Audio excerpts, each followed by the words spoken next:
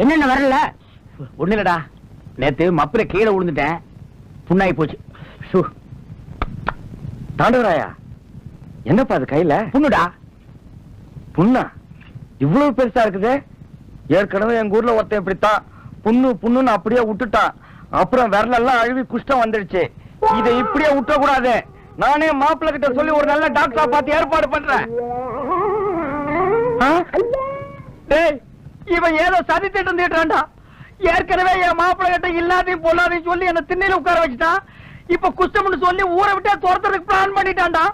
எனக்கு கூட அப்படித்தாங்க தெரியும். அப்பா அப்பா. என்னம்மா? உங்களை இல்ல அவரை. அப்பா. என்னம்மா? டிபன் சாப்பிடாம போறீங்களப்பா? வயல்ல கொஞ்சம் வேலை இருக்குமா, வந்து சாப்பிட்டுக்கிறேன். சரிப்பா.